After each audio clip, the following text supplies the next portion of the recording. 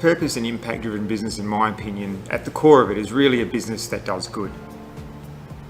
It doesn't mean that a company who makes healthy profits is bad.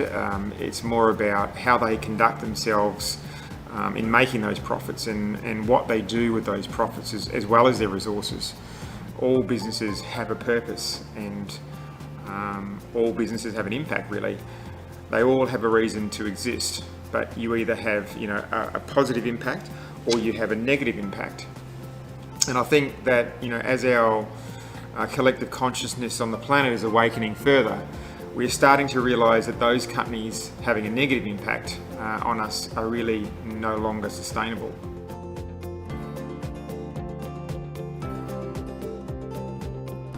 The current business paradigm and model is obviously not working.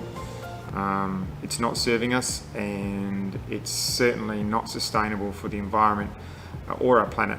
A new way of doing business is emerging, and if you want your company to both survive and thrive, then businesses must transform. They have to transform to meet the needs of the new emerging, what we call now social consumer, which is really the millennials and Generation Z. There was a recent survey undertaken by Deloitte in 2019, and it said that 80% of millennials surveyed said they would be more motivated at work if they felt that their employer made a positive impact on society. These entrepreneurs emerging now are also becoming, they're far less focused on the material aspects of success. I personally don't think there is anything wrong with abundance or rewards for hard work, but I do think that it needs to be in the right relationship and ultimately in balance. The new entrepreneurs emerging today, they don't have careers, they have missions.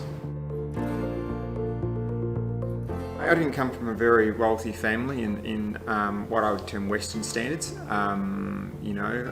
so therefore, there's always a motivation even further, I think, to want to succeed as an individual, and I think I had a high level of motivation, and with that came, a desire to create something, and I just happened to do that very early on. And so in 1997 I created Direct Mining and Industrial, and we had no money, and we shipped our first order on the back of a car trailer. It was for BHP in Indonesia for $30,000 with the nuts and bolts. So that's where the entrepreneurial spirit came from.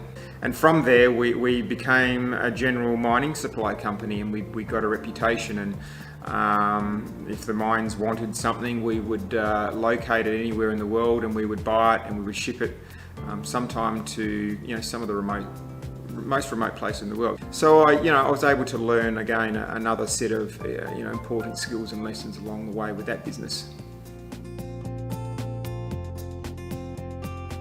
One of the major events that happened that was a real life-changing part for me was sitting in a restaurant at one of the mining companies overseas one day, and this gentleman walked in the door, and he was one of the only unique ancient tribes left, and he had a spear with blood on it, and he had a very small piece of cloth and a penis shroud, and that was all he was wearing. And he walked into this restaurant, and it was like Neanderthal meets modern man, and we all sort of sat there and looked at him, and he looked as if he was just lost. And he sat down on a chair, and he was obviously hungry, and he'd come off the glacier, and he was walking over the glaciers as they do, and found his way into the restaurant for food. And the restaurant waiters at the time sort of ushered him out the door, and at that moment it was so pivotal for me that the things that I was observing from the business that I was doing and how I was contributing to supply these products to mining companies and the devastation they were causing, I had this epiphany that we're destroying the environment at the same time we're destroying this ancient culture, and what I'd seen, this wasn't going to exist in 50 or 100 years. Their culture wouldn't be there if we continue to do what we did. So that was one pivotal moment among a few that sort of transformed the way I saw things and my contribution to what I was doing to add to that. I just had enough and I couldn't get up anymore. And for me to, as an extremely motivated person, not to be able to get up in the morning to go to work anymore and create something again, I knew it was time. I didn't know what I was going to do, but I just knew that this wasn't what I was doing, and it wasn't about the money anymore. It was about, I just couldn't do that line of work anymore. So I knew that the business needed not the business, but I believed that, from what I'd seen in the mining industry, that, with the devastation that we were causing, that we were going to have to clean up the mess. I wanted to become a coach or give back, I think, more so than anything. I knew that was going to be on the cards in my career.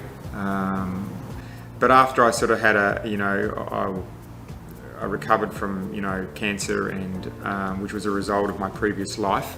I knew that, rather than wait for retirement or semi-retirement to do that the time was now, and the change was happening in the world now. So I was going to make the time that I needed to help other people, and that's what I'm doing, at the moment. I work with small to medium enterprises and entrepreneurs who are looking to grow or transform their businesses into, purpose and positive impact businesses.